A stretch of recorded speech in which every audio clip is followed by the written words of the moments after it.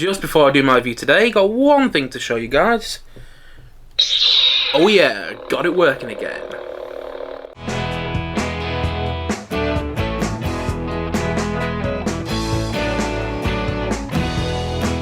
So, hello there, and welcome back to another Night of the Movies video. I'm, of course, Spike the Jedi Knight, and in these videos, I love talking about things, movies and TV, and whatever I want, whenever I want. And in today's video, I'm continuing on with my Star Wars reviews in the lead up to the release of The Mandalorian and Grogu, which isn't that far away now, as I review the Obi-Wan Kenobi TV series. So, let's get into it, shall we?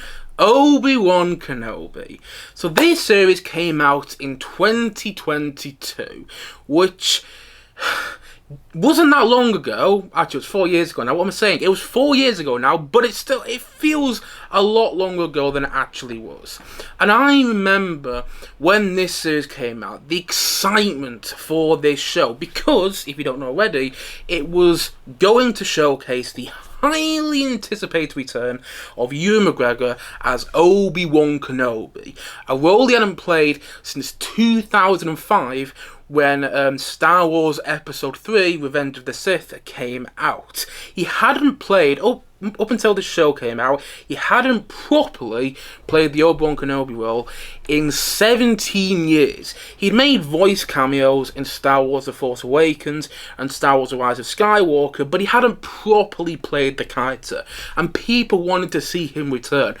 God, I remember how excited everyone was online. It seemed like people thought this show was going to completely change their world, and I'll be honest, I was one of those people. I was very, and I mean very, excited for the Obi-Wan Kenobi TV show. I remember doing a video on this channel talking about my excitement for this series, talking about what I wanted from the show, what I expected, and what I was also worried about. And yeah, I was counting down the days to watching the Obi-Wan Kenobi TV series, because it was following after the Mandalorian TV show and the Book of Boba Fett, granted, but I was thinking that maybe, because this is from the same filmmakers behind The Mandalorian, I was thinking that maybe they'd learned their mistakes from the Book of Boba Fett and were going to deliver something truly special with this show. And then it came out. Each episode released weekly, and I remember the show started off really well. People were loving it when it first aired, when the first episode aired. But as the series progressed, as each episode came out weekly, I remember people getting more and more disappointed in it. And I'll be honest, because I was so online when this series came out initially, because I was listening to everybody talk about it and everybody criticise it bit by bit, I started to dislike the show more each week as each episode came out. And it got to the point that by the time episode 6 had come out, because it's only a 6-episode show, by the time episode 6 had came out, I didn't really want to go back and revisit the show at all because of the way people were talking about it. And so I haven't really watched any of the Obi-Wan Kenobi TV show since it first came out 4 years ago now, which I'm almost shocked to say because of how excited I was for the show, because of how much I love Ewan McGregor as Obi-Wan, because in my opinion, Ewan McGregor was, without a doubt, the best thing in the Star Wars prequels. Well, him and the John Williams musical scores. The John Williams musical scores are always brilliant. Always brilliant for all the Star Wars movies. But other than the John Williams musical scores, the best part of the Star Wars prequels was, yes, Ewan McGregor as Obi-Wan Kenobi. So yeah, I haven't seen the show since it came out in 2022, but I said to myself I was going to rewatch it to review it for this channel in the lead up to the release of The Mandalorian and Grogu, because I'm rewatching a lot of the Star Wars Disney Plus shows in the lead up to the release of The Mandalorian and Grogu. So I sat down to watch this show, I'd say about a week or two ago now, actually it was a week ago now, And I was a little bit worried. I was hesitant. I wasn't looking forward to watching this show, in fact, because of the way people were talking about it. People talk about it as one of the worst Disney Plus shows. At least the film put its eyeful online, talk about it in that regard. And I was worried that when on a rewatch, I was going to feel the same way. So I was worried about rewatching it, but I was also kind of looking forward to rewatching it in part, because I remember there were sections of the show when I watched it for the first time that I absolutely loved. And so, yeah, I was looking forward to rewatching it, but I was also worried that on a rewatch I would dislike the show even more than I did the first time. And by the way, I didn't dislike the show the first time. I actually quite enjoyed the show the first time around, but I was also disappointed by it. You know, you can do that. That can happen. You can enjoy something and still be disappointed by it. And that's how I felt watching the Obi-Wan Kenobi TV show for the first time. And I was worried I was going to feel that even more the second time around. And after finishing episode 6, after finishing the show on a rewatch a couple of days ago now, I will say this. I enjoyed it a lot more than I remember enjoying it when I saw it in 2022. That being said, it should not have been a series. I said this in 2022 when the series came out, and I'll repeat it again here. This should have been a movie. The Obi-Wan Kenobi TV show should have been a film, and I think it would have worked so much better as a movie. It could have cut out all the unnecessary stuff, because it is unnecessary stuff. You could have kept in all the really great stuff, and what you would have made is a more emotionally engaging and riveting movie that was like, I don't know, 2 hours and a half, and it could have all built up to that epically doomed reunion between Obi-Wan Kenobi and Darth Vader, or Obi-Wan Kenobi and Anakin. You know, it could have all built up to that epic duel, which the show builds up to, but as a movie, it would have been so much more exciting, you know? And what we got instead was a show that was 6 episodes long. I always get a bit annoyed by 6-episode TV series, unless it's a comedy, and even then, you know, there's not many comedies that are 6 episodes and are great, but if your series is only 6 episodes, just make it into a film. Cut out on the unnecessary stuff, and that's what I really thought you could have done here. And, you know, instead what we get with this show was a 6-episode series where each episode is about 40 to 50 minutes long, and those episodes don't need to be as long, and you have all this unnecessary stuff dragging the series down and making it less engrossing than it needed to be. And I do think that the show could have been and should have been so much better. That being said, I do still find it enjoyable. People have spoken about the show, and I really need to get offline sometimes. I do think that, you know, people have spoken about this series as if it's like the worst thing Star Wars has ever done. As if it's the worst thing Disney Star Wars has ever done. And I'm like, guys, come on, there's worse stuff that Disney Star Wars has done than this. You know, I think the Book of Boba Fett is worse than this. And I like the Book of Boba Fett, but I do think there was enough merit in this show, and I don't quite understand when so many people say they hate it, you know, because Ewan McGregor is great as Obi-Wan Kenobi. In my opinion, he carries a lot of the show, and I love that he's back, and he does not feel like he's missed a beat playing this character, and I would love to see him return again in another Star Wars Disney Plus show, or heck, in a Star Wars movie. I do think, by the way, there is more story to tell with Obi-Wan Kenobi between the events of Star Wars Episode 3, Revenge of the Sith, and Star Wars Episode 4, A New Hope. I do think there is plenty more story to tell. Not with Darth Vader, but there's still a lot of story you can tell. You can tell more of a story about, I don't know, training with Qui-Gon, communicating with Qui-Gon as Qui-Gon the Force Coach. You can do a lot more with Obi-Wan Kenobi. You know, we can do another story with him. So I do hope we see Ewan McGregor return, and I like seeing him return on the show. I think every time he's on screen, it's great. I also think that all this stuff with Darth Vader is, well, it's brilliant in my opinion. I think they use him just the right amount. Whenever he's on screen, you feel his presence, you know? Whenever he's on screen, he has this presence that is so commanding, and you just can't get away from it. You love it when he's on screen. I love the way they use Vader, and as somebody who grew up watching the Star Wars prequels, I also enjoy seeing those certain characters come back. For instance, Jimmy Smits comes back as Senator Bail Organa, and I like seeing him return. So there is, again, a lot to like, including the main theme from the show, which John Williams composed.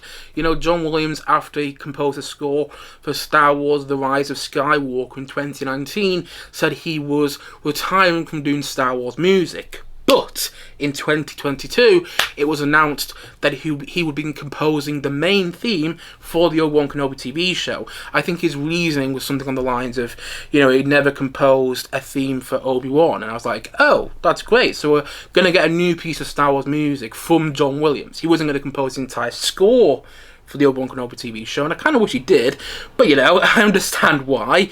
However, he did compose the main theme, and, you know, I'm somebody, I've spoken about this at length in my previous Star Wars reviews. I absolutely love John Williams' Star Wars music. I love it to pieces. Not a day goes by when I don't listen to a piece of Beatles music and a piece of John Williams music.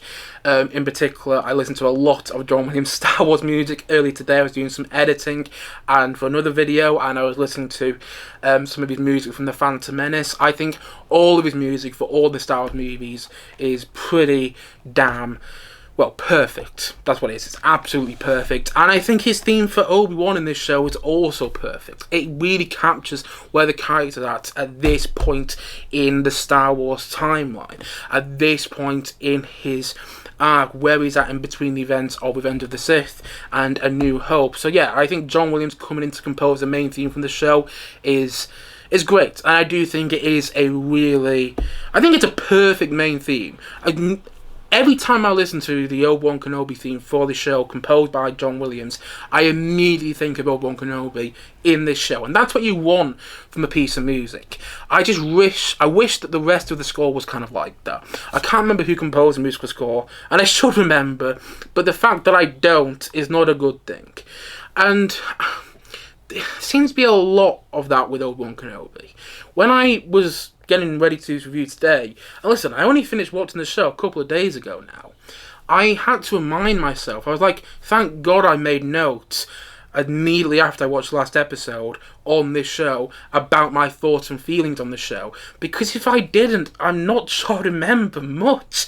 There is a lot in this series which you're kind of scratching your head at. Like, one of the reasons I still like the show is because I think the first 3 episodes really work in my opinion. But then episodes 4 and 5, you're kind of like, what are we doing here? Why is this important? For instance, young Leia gets captured again. We don't need to see that. We didn't need to see that happen. I understand why she was captured in the first place, because it moves the whole plot of this show forward. But we didn't need to see her captured again and taken to the Inquisitor base. And by the way, I know a lot of people have said how much they disliked the use of young Leia. They didn't like the fact that it was actually included in this show. But I think young Leia is great in this series. I don't know the actress name who plays it, but she's wonderful in the show. I totally buy her as a young Princess Leia, as a young Carrie Fisher, you know? I think she's great in the series, and I think her being in the series makes perfect sense. It makes perfect sense that Obi-Wan Kenobi would stop watching over young Luke to go and save young Leia because of his association with Anakin and Padme in the Star Wars prequels. Makes perfect sense. And I know it breaks canon, but so what? Star Wars breaks canon all the time. If it makes narrative sense and if it works emotionally and if it's done well, and in my opinion it was done well in the first 2 episodes of this show, in the first 3 episodes even, then I don't mind. And I thought the addition of young Leia fits perfectly in this show. I just don't think she needed to be in it as much as she was. You know, when she gets captured in episode 4 and taken to the Inquisitor base, I'm like, what are we doing here? It just feels like we're time wasting. And I really think after episode 3, she should have been taken back to Alderaan, and that's when you really could have had all this great and emotionally engaging stuff going on with Obi-Wan. You could have seen his character I think that's where you really could have seen his character develop a lot more. You could have seen Obi-Wan start to learn how to use the Force again, because that's one of the big plot points early on the show. But that's not focused on enough, and it could have been if you took young Leia out in episode 3. Maybe she returns again in the last episode of the series, but you didn't need her in every episode. And I also think if you took young Leia out in episode 3 and you'd focus more on Obi-Wan Kenobi, and I do think, again, he's clearly the main character of the show. I've heard some people call him the guest star of his own show. No, this is still clearly an Obi-Wan Kenobi TV show, but because there's also quite a lot of focus on young Leia, it also takes away some focus from him, you know? And I think if there wasn't as much focus on young Leia, you could have had Obi-Wan learning to use the Force again. And you could have had him losing his memory as well, which would have explained in episode 4, why, in Star Wars episode 4, A New Hope, why he doesn't remember Leia. You know, because that's one of the things people complained about. Why do Obi-Wan Kenobi and Leia never, interact as if they know each other in A New Hope after the events of the show? But that could have been explained more if it was explained throughout the series that Obi-Wan was losing his memory. And it also would have explained why he doesn't recognise C-3PO and R2-D2 when it comes to A New Hope. Again, not the first. This show is not the first time Star Wars has broken canon. Obi-Wan would have easily recognised C-3PO and R2-D2 in A New Hope if the films were made in canonical order, but of course they weren't. So again, I wasn't bothered that it broke canon, but what I was bothered about was you had these opportunities to do something quite narratively interesting with the Obi-Wan character, but instead it feels like they wanted to make a show that was more action driven and felt more like it was aimed at a family audience, which isn't necessarily a bad thing. Star Wars has always been aimed for a family audience. A lot of people initially when they fell in love with Star Wars was because they were a kid, or was because it awoke that inner child within them, and that's also the reason that in Return of the Jedi you have the Ewoks. The Ewoks are in there to sell toys. They're clearly being aimed at kids. In the prequels, there's loads of stuff aimed at kids, and the sequel trilogy is loads of stuff aimed at kids. Star Wars has always been aimed at a family audience, so I don't really care that the Obi-Wan Kenobi TV show is aimed at a family audience, but I do think that's also part of its... I do think that's also one of the reasons it doesn't quite succeed as much as it could have done, because it always feels like in the back of the filmmakers' minds when they're making the show, it always feels like they were trying to appeal to a family audience, and that they were focusing on that too much and not going as dark as you could be. I do feel there is missed opportunities with Obi-Wan's character because there's so many other characters in this show. For instance, Kumail Nanjiani, who I really like as an actor. I think he's great in The Big Sick, but he's in this show. And I was rewatching, I'm still not quite sure why he's in this series. He helps Obi-Wan Kenobi out at one point, and then he comes back and you're like, why are you back?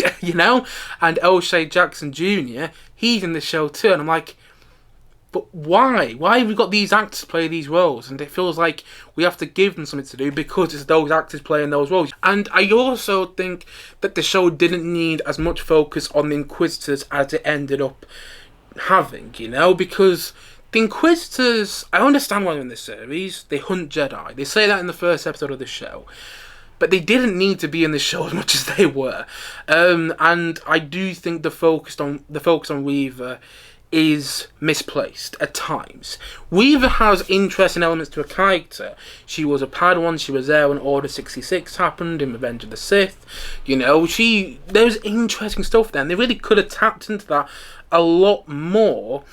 But also, her character feels underwritten, and a lot of the time she shows up and you're like, you don't need to be there. And I don't feel Weaver was a great character, and she could have been a great character, I don't love that character, and I do think, again, that's just another example of unnecessary stuff in the show. I don't quite understand why there are so many characters, and new characters at that, in this series. The Inquisitors, keep them in there, but they didn't need to be in there as much as they were.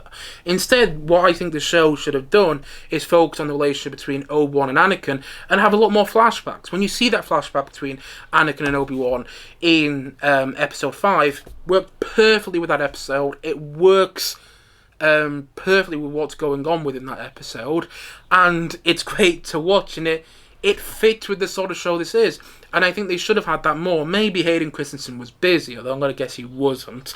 There's nothing against Hayden Christensen. I love Hayden Christensen. I met him at Liverpool Comic Con last year. I accidentally stepped on his foot, by the way, so that's one thing I'll be scarred by for life, you know. But he was a super nice guy. I didn't care too much. I stepped on his foot. At least it didn't seem like he cared.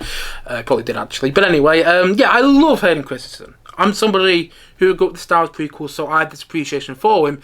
Particularly with his performance in Revenge of the Sith. However, I do think he should have been used in this show, and I'm kind of surprised that he wasn't used more. I know he's in the costume playing Darth Vader, but Darth Vader isn't in this show a lot. And so yeah, I do think there should have been more flashbacks between Obi-Wan and Anakin, filling in those gaps when they were, when Obi-Wan was training Anakin in the Star Wars prequels, filling those gaps we didn't get to see, which I know Clone Wars filled in a bit, but that's animated TV show. It's a different form of media, and I do think that there's more story we could have told with Obi-Wan training Anakin and seeing his dark side coming through in the Star Wars prequels that could have been explored in this show, if you'll follow my thinking, but wasn't.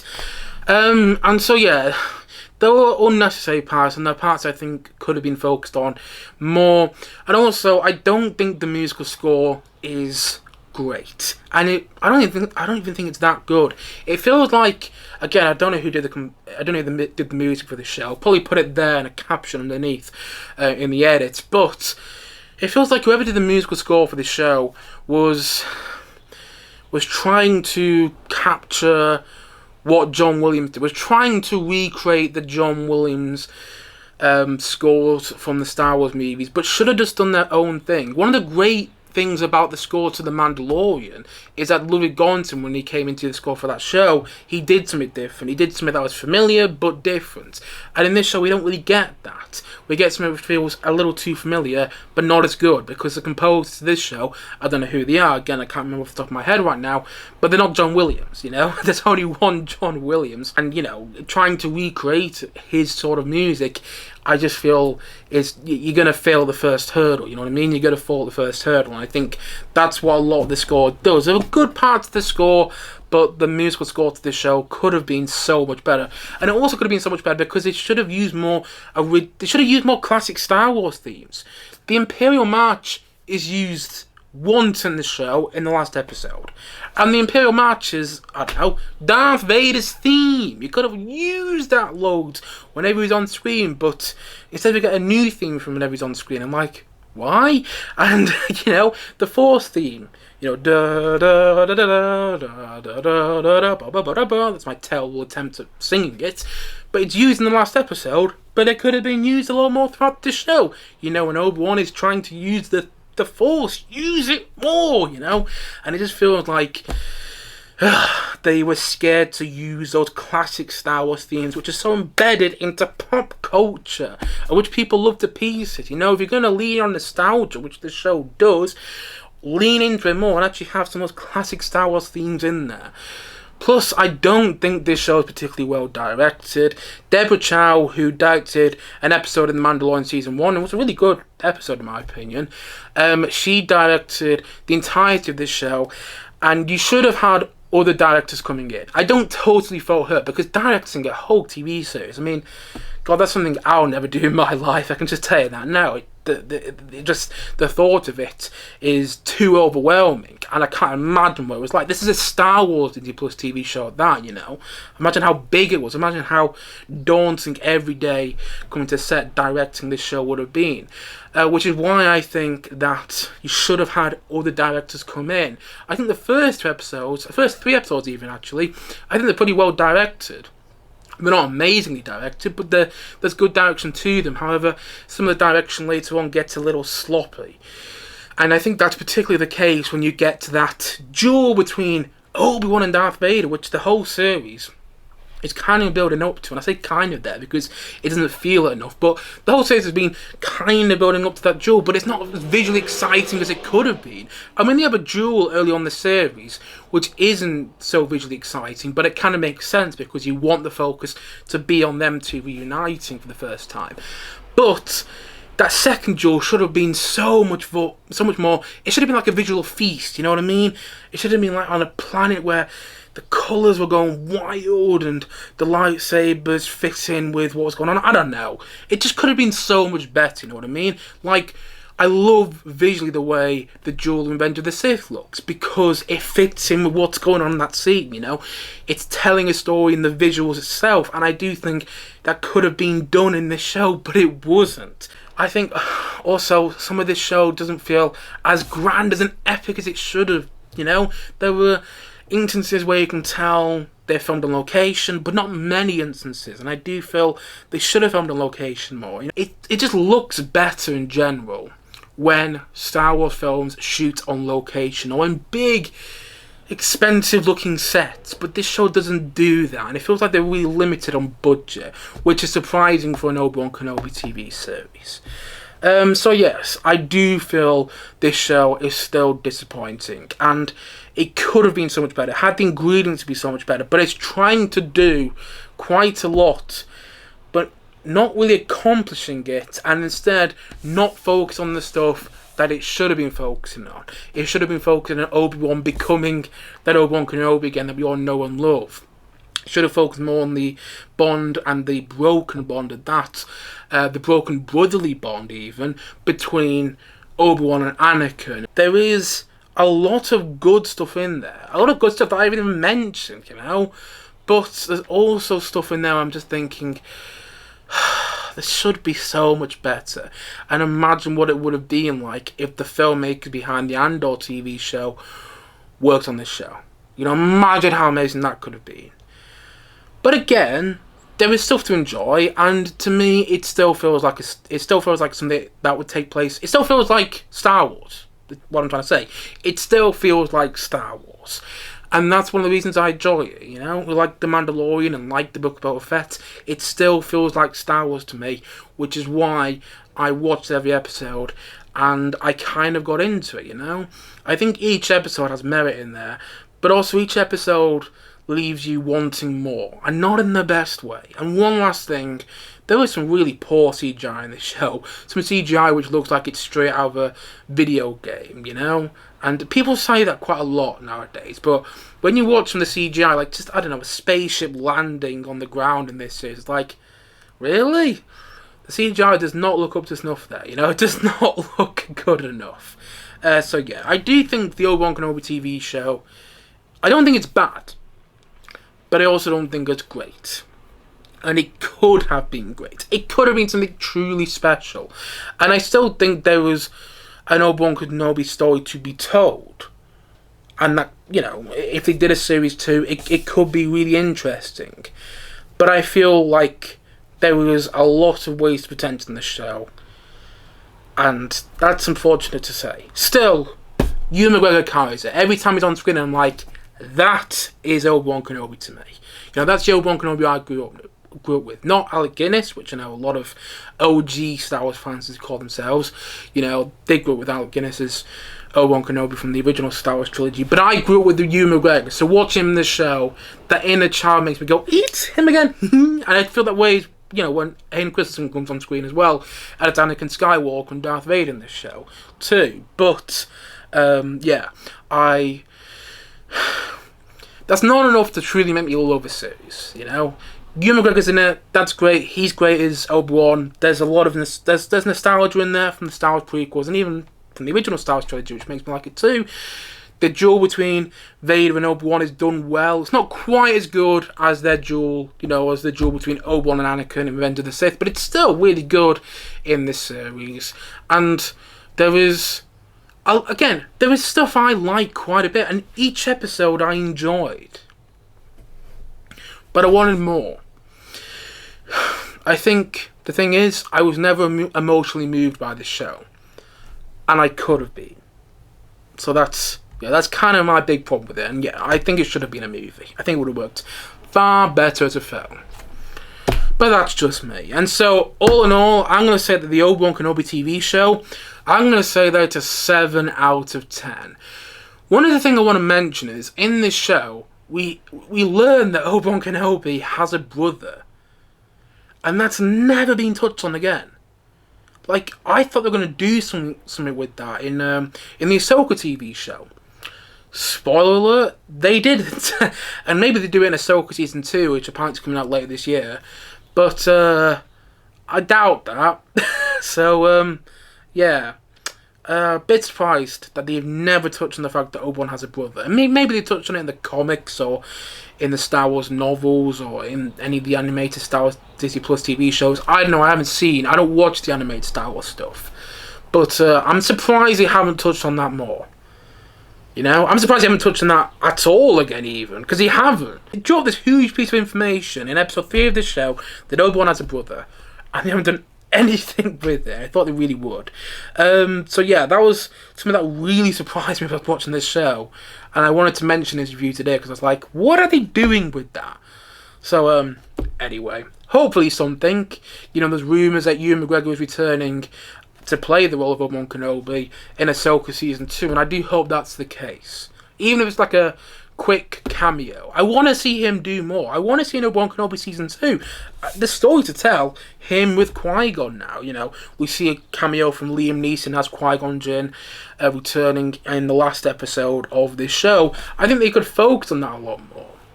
And it could make a great series. Series 2. I don't think you need Vader in Series 2. Or you don't need them to meet anyway. But yeah, I do think there is opportunity for a good story to be told in an Obi-Wan Kenobi Season 2.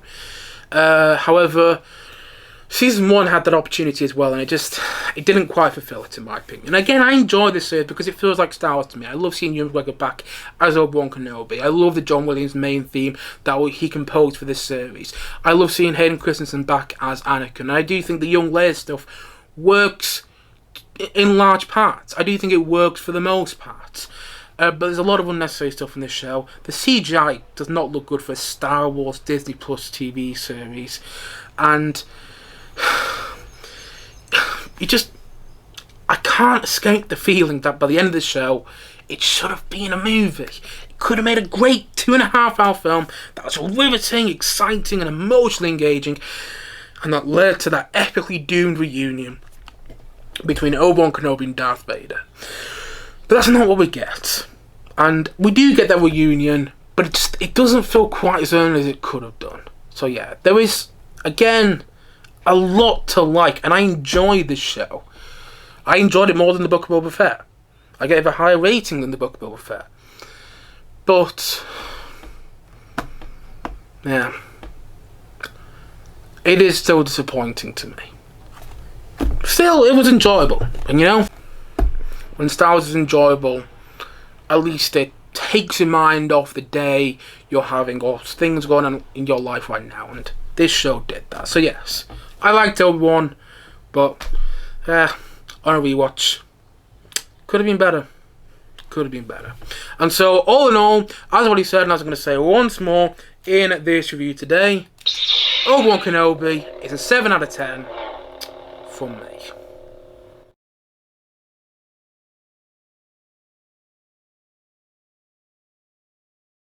Anyway guys, that's it for today's video. If you've seen the Obi-Wan Kenobi TV show, please let me know your thoughts on it in the comment section below. And look forward to my next Star Wars review, which will be on the Mandalorian Season 3, which I'm going to guess is going to come out on May the 4th. That's when I'll probably release my next Star Wars review. Yeah, probably. So yeah, look forward to Star Wars Day, which will be my next Star Wars review will come out on the Mandalorian Season 3. But until then, guys, thank you as always for watching the video today. And if you haven't yet, please click down below and like and subscribe on this video. And look forward to many more videos coming very, very soon on this channel. As I've already said, thank you for watching this video today.